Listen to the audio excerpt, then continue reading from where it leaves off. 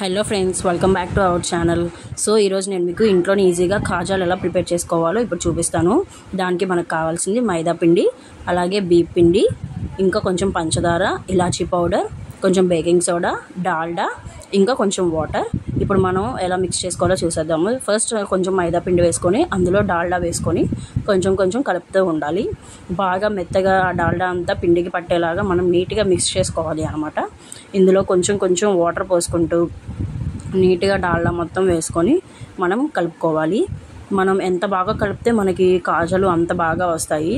ఎక్కడా కూడా ఎలాంటి గట్టిగా లేకుండా పిండిని మొత్తం చాలా మెత్తగా కలుపుకోవాలి.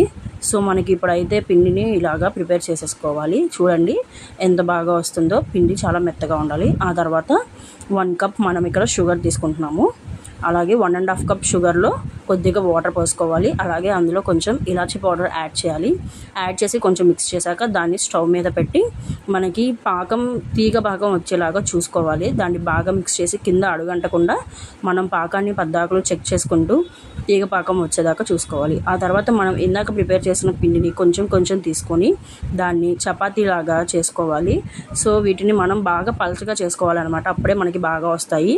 అలా చేసుకున్నాక వీడియోలో చూపిస్తున్న విధంగా రోల్స్ లాగా చేసి లాస్ట్లో కొంచెం వాటర్తో అద్దుకోవాలి. ఆ తర్వాత ఎడ్జెస్ని కట్ చేసేసి మనం ఇలా పీసెస్గా చిన్న చిన్న పీసెస్గా కట్ చేసుకోవాలి. ఇందాక మీకు చిన్నది చేసి చూపించాను, ఇప్పుడు పెద్దవి చూపిస్తాను.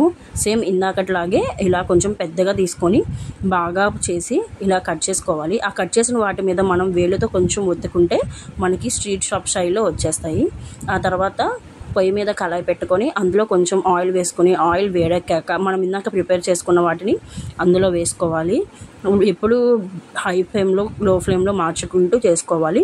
అలాగా అవి లైట్గా బ్రౌన్ కలర్ రాగానే మనం వాటిని గోల్డెన్ బ్రౌన్ కలర్ రాగానే తీసేయాలి. తీసేసి పక్కనే ఉన్న మనం ఇందాక ప్రిపేర్ చేసుకున్న పాకంలో అయితే వేసేసుకోవాలి. అలా వేసేసిన తర్వాత ఒక 15 మినిట్స్ పక్కనే ఉంచుకోవాలి. మనం వాటిని బాగా ఫ్రై చేసుకొని ఆ పాకంలో వేసేసుకున్నాక అవి బాగా నానతాయి అన్నమాట. అలా నానాక మనం వాటిని బాగా మిక్స్ చేసుకొని మళ్ళీ ఒకసారి ప్లేట్లోకి తీసేసుకుందాము. మన కాజాలు అయితే ఇప్పుడు రెడీ అయిపోయాయి.